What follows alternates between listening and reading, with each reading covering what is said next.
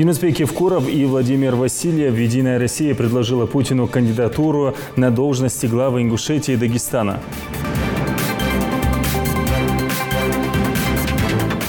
По многим направлениям можно говорить, что мы достигли успехов, в том числе и по укреплению стабильности правопорядка в республике.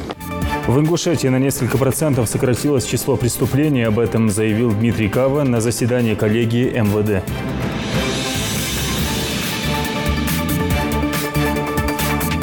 Те как раз индикаторы, на которых нам нужно опираться для того, чтобы выработать одну определенную общую стратегию развития в целом как нашей республики. Какой должна быть национальная идея Ингушетии? Ответ на этот вопрос искали члены Конституционно-аналитического совета при главе региона. Рейд продолжился уже в другом оживленном районе Икажева. Здесь бахчевые культуры продают на каждом шагу. Контроль за бахчевыми представители надзорных ведомств провели в Икажево совместный рейд. Об итогах проверки расскажем в выпуске.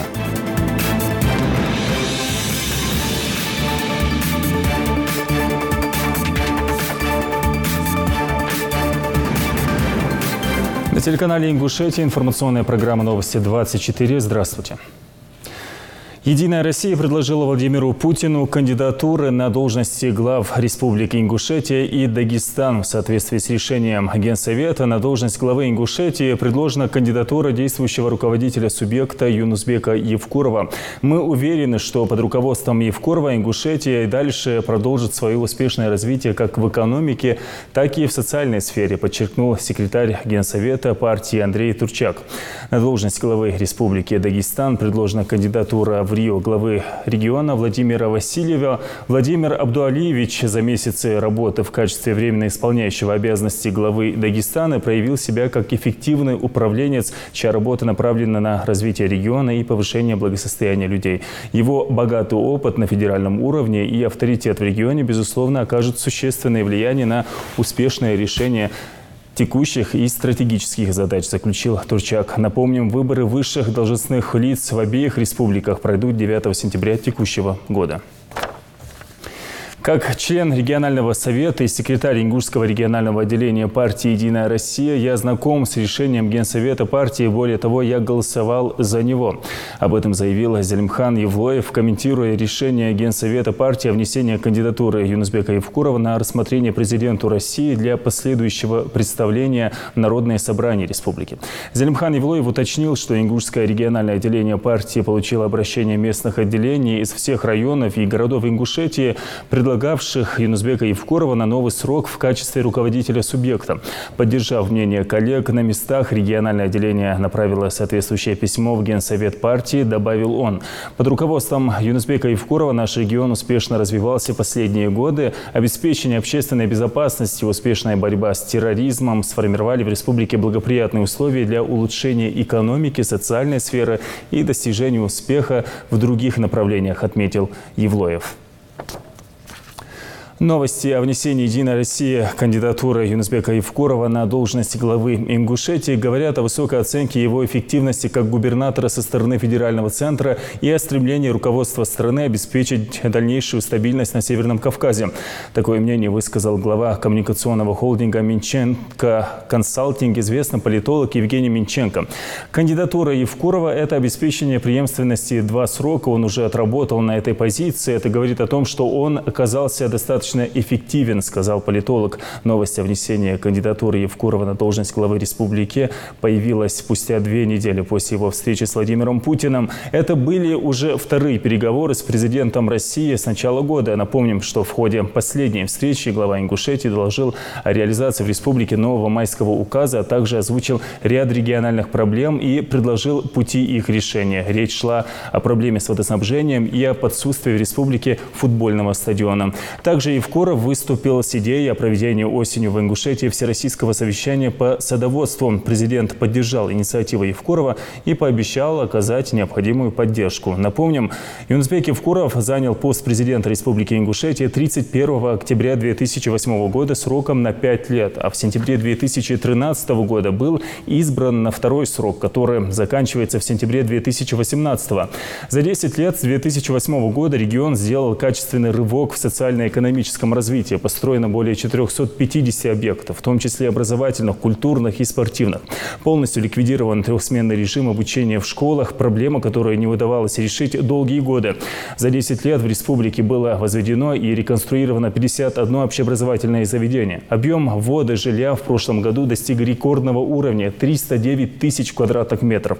По этому показателю Ингушетия заняла второе место в СКФО и 13-е по России. Пожалуй, одно из главных достижений Евкурова – улучшение криминогенной обстановки. В марте 2016 года впервые за 10 лет во всех населенных пунктах республики был полностью отменен режим контртеррористической операции, что о многом говорит. А в начале мая этого года Генпрокуратура Российской Федерации сообщила, что Ингушетия вошла в тройку российских регионов с самым низким уровнем преступности. Политолог Виноградов назвал успехом для Евкурова внесение его кандидатуры на должность главы Ингушетии. Позиции Евкурова стабильны, и в целом можно говорить, что его карьера на нынешнем посту положительно продолжится. Я думаю, что это успех Евкурова. Недавняя его встреча с Путиным была индикатором того, что его позиции стабильны, считает Михаил Виноградов. По мнению главы фонда «Петербургская политика», «Единая Россия» при таких выдвижениях стремится угадать позицию исполнительной власти. Причем речь идет не просто об угадывании, но и о процессе консультации, сказал политолог. По мнению Виноградова, тот факт, что в ходе встречи обсуждались социальные перспективы развития региона и предложенные губернатором проекты, может означать одобрение Владимиром Путиным деятельности главы. Помимо этого, Евкуров по сравнению с другими главами регионов СКФО олицетворяет более мягкий стиль политической стабильности, и этот имидж имеет некоторую силу, считает эксперт. К другим темам. Криминогенная ситуация в Ингушетии за первое полугодие характеризуется сокращением почти на 7% количества зарегистрированных преступлений по всем линиям. Об этом сообщил министр внутренних дел по Ингушетии Дмитрий Кава в ходе расширенного заседания коллегии. Подробности у нашего корреспондента. По словам руководителя регионального МВД, за отчетный период не зарегистрированы, в частности, факты похищения человека. Снизилось количество зарегистрированных краж, повысилась их раскрываемость с 43 до 53%. Он также отметил, что за 6 месяцев текущего года в республике в ходе проведения оперативно-розыскных мероприятий правоохранительными органами нейтрализовано 22 члена и пособника банд подполья. 6 из них уничтожены и 16 задержаны. Сохраняется положительная тенденция снижения посягательств на сотрудников правоохранительных органов и военнослужащих. Таких фактов зарегистрировано 3. Требую от руководителя Центра по противодействию экстремизму, территориальных УВД уделить особое внимание мерам предупредительного характера, в первую очередь в работе с молодежью. Хотелось бы отметить, что вопросы противодействия экстремизму и терроризму, борьбы с бандподпольем вместе с тем остаются приоритетными. Вместе с тем, оперативная обстановка на сегодняшний момент позволяет уделить гораздо больше внимания и сил борьбе с общеуголовной преступностью. В республике 3-й год сохраняется тенденция снижения числа зарегистрированных преступлений, в том числе тяжких и особо тяжких, террористической и экстремистской направленности. Сократилось количество убийств, разбойных нападений, мошенничеств, краж всех видов, в том числе и жилища граждан, автотранспорта, а также преступлений, совершенных с применением оружия. Одновременно со следственной работой ОВД республики проводилась работа, направленная на охрану правопорядка, обеспечение безопасности граждан, предупреждение и пресечение преступлений и правонарушений на улицах и других общественных местах. Сегодня у нас уровень преступности в 4 раза ниже среднероссийского и составляет менее 170 преступлений на 100 тысяч населения. Число раскрытых преступлений возросло более чем на 15%. Значительная доля из них раскрыта непосредственно сотрудниками органов внутренних дел республики. Справочно, это порядка 86,3%. Общая раскрываемость преступлений соответствует среднероссийскому уровню и составляет 61,5%. Общероссийская – 61,0%. Возросла раскрываемость особо тяжких преступлений, преступлений средней тяжести. Глава Ингушетии поблагодарил участников заседания коллегии за обеспечение правопорядка в республике, стабильную общественно-политическую ситуацию и спокойную криминальную обстановку. По его словам, уровень преступности в республике в 4 раза ниже, чем в среднем по России. В этом, по мнению руководителя региона, большая заслуга представителя правоохранительных органов, в особенности МВД. Да, понятно, что с периода за эти 6 месяцев проведено очень много хороших знаменательных мероприятий, в том числе и местные праздники, и федеральные мероприятия, где задействовано было большое количество людей. Самое главное, конечно, это выборы президента Российской Федерации, где приняли самое что есть активное участие и не допустили осложнения ситуации, обстановки и крупных происшествий. Второе мероприятие – это чемпионат мира по футболу. Независимо, где бы они не проходили, все работали в режиме усиленном и делали все, чтобы не допустить происшествий, преступлений, в том числе наших гастролеров, которые могли бы это делать в других регионах. Ну и, как я говорил, помимо крупных федеральных мероприятий, наши уже местные свои мероприятия. Да, понятно, нагрузка на сотрудников полиции, она колоссальная, не только на вас, но и на тех, кто взаимодействует с вами, это в том числе сотрудники Росгвардии, которые в большинстве с вами больше и работают в этих вопросах. И нагрузка на органы государственной власти, и муниципальные, и местное самоуправление.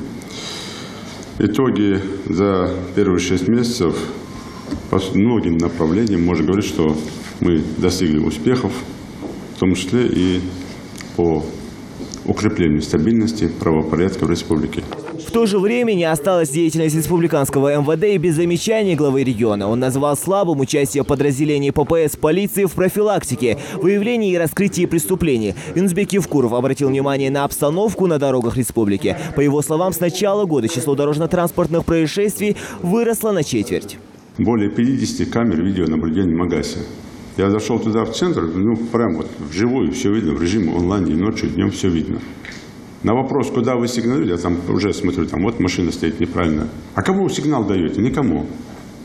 Ни начальнику города или дежурную часть города, ни муниципальным властям. Просто видят и видят. Здесь же надо очень серьезно поработать. Часть оперативно касающаяся на себя перемкнуть. Может, вот это тесное взаимодействие должно быть и сразу реагировать. Ну, и я вам скажу, что любой, кто неправильно даже машину поставил, и к нему тут же подходит, там, полицейский появляется, ему делает замечание, говорит, убрать машину, он обидится там, будет там недоволен, машину уберет, но потом скажет, да, точно, все-таки работает полиция.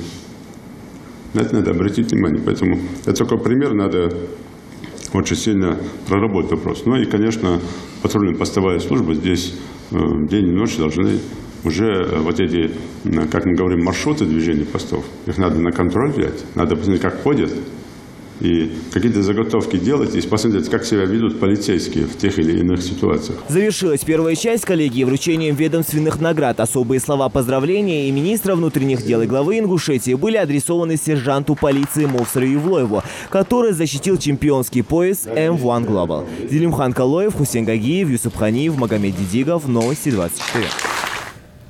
Какой должна быть национальная идея Ингушетии? Об этом говорили члены Конституционно-аналитического совета при главе региона на прошедшем сегодня совещании. Этот же вопрос затрагивал и руководитель субъекта в своем послании Народному собранию. По его мнению, национальная идея должна быть общей, не зависящей от интересов и убеждений конкретных людей. Что об этом думают участники совещания, расскажет наш корреспондент. Повышение уровня образования, сохранение культурного наследия, развитие экономики. Ключевые слова за этим круглым столом. По мнению собравшихся, национальная идея Ингушетии должна учитывать не только сохранение устоев, но и быть ориентирована на будущее. Ахмед Мальцагов предлагает, как стержень бытия ингушского народа, новые технологии, их использование в развитии экономики и, главное, образование. Мы должны способствовать тому, чтобы в высших учебных заведениях и школах внедрение этих новых технологий, обучение грамоте с азов, это все мы должны делать, учитывая, что мир изменился, и то, что мы можем очень многое сэкономить и на себестоимости продукции, на выпускаемой продукции. И этот высокоинтеллектуальный продукт, он очень выгоден. И в условиях, когда есть избыток трудовой силы, в условиях, когда есть избыток молодых людей, нам Всевышний сам велел, чтобы мы развивали и вообще уделяли очень большое внимание развитию IT-технологий, программированию и повышению уровня образования. Как самих учителей, которые готовят наших детей, детей. И вот делали это совместно. Необходимость создания национальной идеи отметил Юнусбек Евкуров в своем ежегодном послании Народному собранию. Глава региона подчеркнул, что она должна быть близка всем независимо от религиозных и политических убеждений. Эту мысль поддержал и Магомед Тангиев. Он считает, что в создании национальной идеи должен участвовать весь народ. Выработать эту идею мы должны действительно изучить, посмотреть еще раз, как все это будет воспринято обществом, если мы что-то предлагаем. Еще один вариант национальной идеи предложил Веснагири Тангиев. По его мнению, объединять людей должны наши традиции, патриотизм и нравственность в приоритете интересов общего над частным. Кодекс чести ингушского народа сделал улук, допустим, положить в основу и честь, достоинство, благородство. Может быть, и это могло бы послужить основой для дальнейшей, так сказать, чтобы потом добавить, дополнить другими идеями. Ну, как можно не вспомнить о необходимости не только образования поднять на соответствующий уровень, но и здравоохранения, и культуру, чтобы не потерять все то, что достигнуто было за тысячелетия нашим народом. И сделал, Аллах и сделал. Я думаю, это на первом месте эти вопросы должны стоять. Национальная идея – это часть объединения, поэтому Министерство национальной политики республики совместно с Управлением внутренней политики проведет масштабную работу с привлечением представителей институтов гражданского общества, научной общественности, чтобы народная стратегия действительно объединила всех. Будет создан сайт, куда мы можем вместе со всеми заходить и оставлять свои комментарии или мнения, или предложения. Будут много телевизионных площадок. Будут другие встречи, на которых мы будем обсуждать вот как раз общую идею, национальную идею. Там смогут принять участие абсолютно все. Все желающие, которые видят, чувствуют боль, или те вот как раз индикаторы, на которых нам нужно опираться для того, чтобы выработать одну определенную общую стратегию развития в целом как нашей республики, как духовно-нравственного составляющего нашей республики и сохранение тех ценностей в рамках тех традиций, обычаев нашего народа. Сохранение родного языка, восстановление истории нашего народа и еще ряд очень важных моментов. Вариант, какой должна быть национальная идея, немало. Участвовать в ее создании может каждый желающий. Жарадат Хулхоева, Аслан Героев, Новости 24. Руководитель субъекта принял участие в селекторном совещании под руководством главы МЧС России, который отметил работу регионального управления МЧС по Ингушетии в области предотвращения паводков. Речь шла о строительстве 3-метровой дамбы для защиты населения от дождевого паводка в Икажу. Объект был необходим, чтобы избежать повторения последствий сильного ливня, который прошел в этом районе в прошлом году. Тогда подтопленными оказались десятки частных домов. Сильнее всего затопило улицу Бекова, на которой проживает около 70 человек. Далее министр вынес на обсуждение вопросы взаимодействия спасательного ведомства и регионов по обеспечению комплексной безопасности населения. Евгений Зиничев отметил необходимость организовать системный подход к проведению подготовительных мероприятий на территориях, подверженных рискам возникновения чрезвычайных ситуаций природного характера.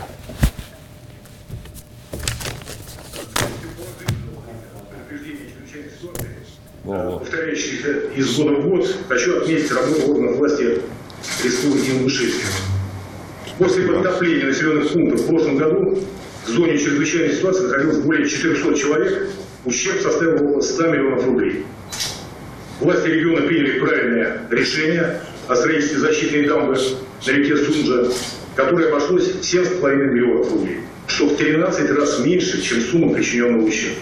Это действительно очень положительный пример. Я думаю, все нужно это услышать.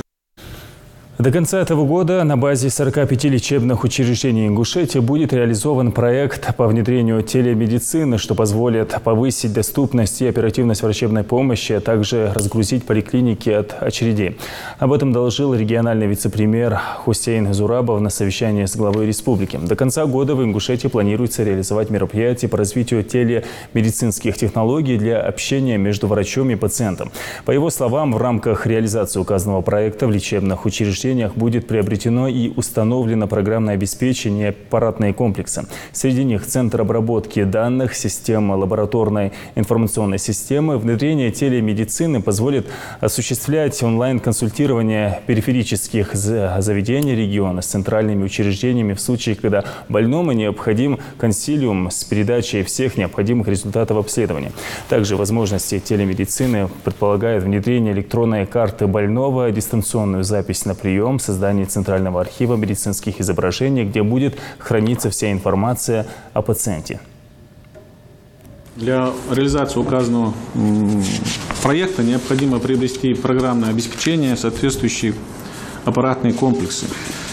Он состоит из 5 разделов. Это центр обработки данных, система лабораторной информационной системы, комплекс центрального архива медицинских изображений, система дежурной диспетчерской службы, система телемедицины. Предварительно с филиалом ПАО «Ростелеком» по Республике Ингушетия проработан вопрос о стоимости реализации указанного проекта.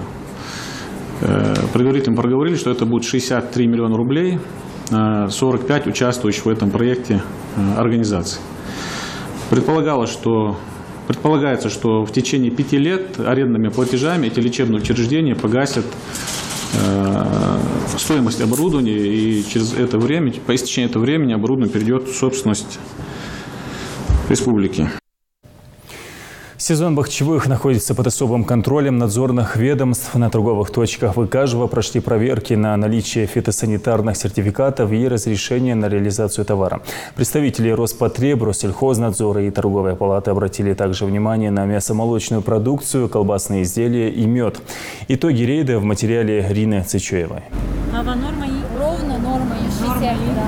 60 грамм на килограмм, ровно столько нитратов содержится в этом арбузе. Это норма, говорят специалисты, его смело можно есть. Бахчевые культуры должны радовать не только глаз, но и желудок. И в этом полосатом деле важно, чтобы у продавцов были соответствующие документы, фитосанитарные справки и разрешение на реализацию продукции. Но у этого предпринимателя в наличии только арбузы и честное слово. Помимо документации, здесь еще и правила реализации нарушены. Арбузы и дыню продавать нужно в специальных ограждениях. Какого именно места? Дербента? А там индивидуальный предприниматель или хозяйство, крестьянско-фермерское хозяйство, или вы на рынке закупаетесь? Рабочая группа предупредила предпринимателя, что нарушение нужно устранить в кратчайшие сроки. Продавец обещал собрать необходимые документы и справки, чтобы приступить к продаже бахчевых. Это очень важная работа, которую мы должны проводить. Мы прекрасно знаем, что продукция завозится со всех уголков, со всех территорий. И поэтому здесь вполне возможно поступит продукция недоброкачественная, которая не соответствует нормативным документам. Вот наша цель. Выявили нарушения и в части организации рабочего места, торгового места, и в части отсутствия товаросопроводительной документации. Поэтому, как следствие, нами будут проведены мероприятия и в отношении администрации населенного пункта, и в отношении индивидуального предпринимателя, который занимается торговлей. Следующим пунктом стал продуктовый магазин. Здесь одновременно продают мясо и продукты питания, что тоже нарушает правила хранения и торговли. Нет соответствующей документации, и магазин не оборудован под продажу мяса.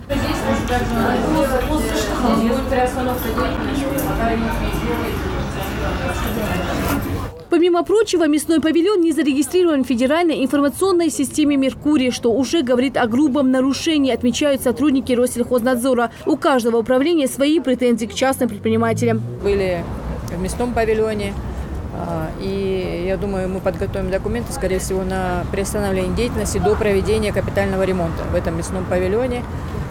У коллег наших из Россельхознадзора, у них свои требования были, которые они отследят. Но нас касается как раз санитарно-техническое состояние этого объекта, поэтому мы постараемся довести до конца, чтобы этот мясной павильон соответствовал тем требованиям, которые должны быть при торговле мясными продуктами. Торговля проводится с грубыми нарушениями ветеринарного законодательства. В соответствии, плохо проводится дезинфекция на данном моменте. Если на данный момент мы когда проверяли, даже, скорее всего, она практически не проводится. Потом следующее нарушение, там было отсутствие колоды, которая должна быть в соответствии с требованием. Отсутствие заключения по утилизации и уничтожению биологических отходов в данном магазине.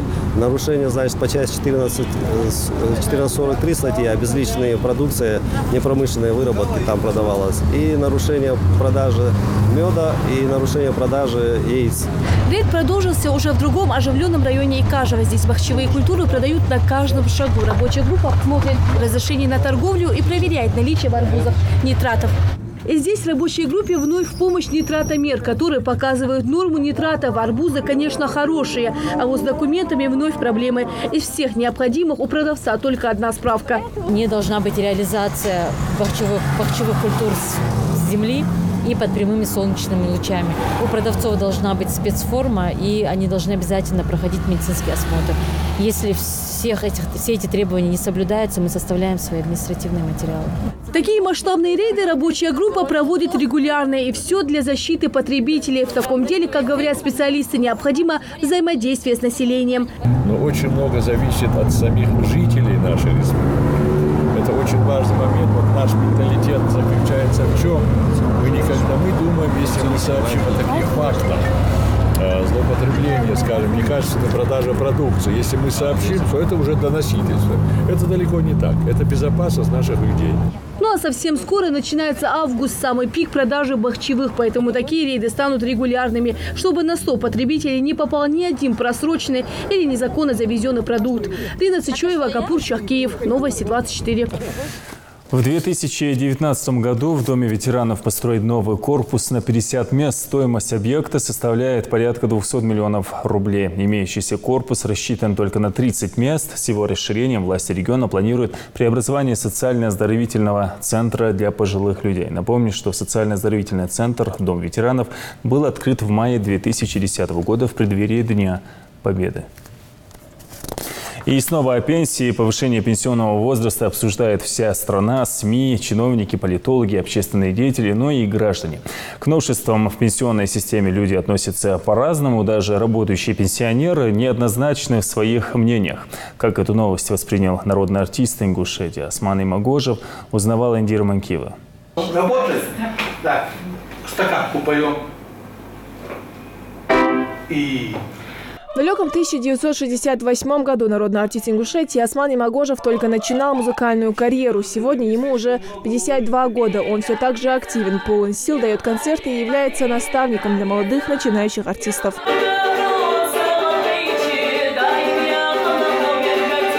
Надо подработать, конечно, там, с опорой поработать, артикуляцией все-таки, да, произношением. Есть где поработать, конечно, и будем работать все время. Вокал – это что? Это каждодневный труд по 3-4 часа. Вокал. Это не инструмент шипковый там или национальная гармоника, потому что они не живые. Ну, эти инструменты живые в музыкальном мире, конечно, но у вас живой инструмент. О пенсии артист даже не думает, а после внесенных изменений в пенсионном законодательстве говорит, как будто помолодел на 5 лет. Теперь у него будет больше времени, чтобы заниматься любимым делом. Это не шоковая терапия, там диапазон широкий, по-моему, там 8 лет, да, по-моему, диапазон очень широкий, потихонечку переходит. Вы знаете, в других странах есть даже в 70 лет уходят на пенсию, только 70 лет. Но они, если есть желание, работают абсолютно, я себя чувствую прекрасно. И без работы, вот вы знаете, в 2020 году, когда уходили на пенсию, не говорили по старости, там, по выслуге, по дряхлости говорили. Такое нехорошее слово было, это 20-е годы, по дряхлости. Но дряхлости не чувствуем. Я знаю, что дело в том, что даже в советское время, вы знаете, если там слесарем работаешь или там певцом работаешь, если пока ты не подготовишь замену себе, тебя не отпускали на пенсию. И тогда тоже говорили, хочешь работай, хочешь нет, но ты должен подготовить на место себя человека, обязательно. Воспитанники Османа Имагожева также не готовы отпускать его на заслуженный отдых. Найти ему достойную замену будет трудно, признаются они. Он очень хороший преподаватель, у него творчество очень хорошее, у него много опыта. Мы хотим, чтобы он с нами и дальше работал многие годы. Вот. Мы не хотим такого работника терять. Пенсионеры всегда считались самой консервативной частью российского электората и также самой активной частью населения. Стране требуются рабочие руки. Изменения в пенсионном законодательстве предусматривают повышение пенсионного возраста постепенно с 1 января 2019 года. Нынешних пенсионеров нововведения не коснутся. Они по-прежнему будут получать пенсионные и социальные выплаты. О безбедной старости для всех россиян говорить пока еще рано. Но уже с 2019 года Кабмин обещает прибавку к пенсии на 1000 рублей в месяц. Если сейчас средняя пенсия по стране 14 тысяч, то через 2 года она вырастет до 16, а в 2024 до 20 тысяч рублей. Основной целью законопроекта является повышение пенсионного возраста неработающих пенсионеров и сохранение страховых принципов пенсионной системы Российской Федерации. Ожидается, что принятие законопроекта позволит уже в 2019 году проиндексировать страховые пенсии неработающих пенсионеров минимум на 7%, что более чем в 2 раза превышает уровень инфляции на конец 2018 года. Прибавка к пенсии будет зависеть от размера пенсии конкретного гражданина. Второе чтение законопроекта о повышении пенсионного возраста, которому депутаты Госдумы подготовят поправки, состоится осенью. Индира Манкева, Рамзан Миржоев, Новости 24. Министерство культуры и архивного дела Ингушетии совместно с Музеем изобразительных искусств объявляет о начале республиканского конкурса детского рисунка «Мы выбираем жизнь без наркотиков», который состоится в августе. К участию в конкурсе приглашаются дети от 7 до 14 лет. На суд жюри могут быть представлены как индивидуальные, так и коллективные работы. Подробнее об условиях творческого соревнования можно ознакомиться на сайте Минкультуры Ингушетии или позвонив по телефону, который вы видите на своих экранах. В республиканском бизнес-инкубаторе прошел круглый стол на тему «Межэтнические, межконфессиональные и внутриконфессиональные отношения как форма успешного развития общества». Совещание проводилось в рамках проекта «Ислам, мир и взаимопонимание». Более подробно, о чем говорили участники встречи и к какому решению они пришли, расскажет Дана Плива.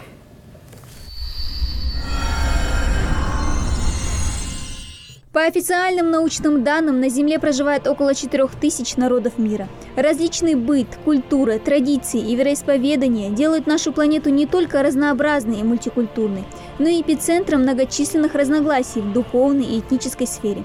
Как попытаться решить межконфессиональные и межэтнические конфликты в масштабах республики, попытались ответить участники круглого стола. Его инициатором выступил Ибрагим Цулоев, автор проекта «Ислам, мир и взаимопонимание». Молодой человек принял участие в молодежном этноконфессиональном форуме, прошедшем это весной в Пятигорске, организованном международной исламской миссией, которая поддержала проект нашего земляка и оказала финансовую поддержку в его реализации.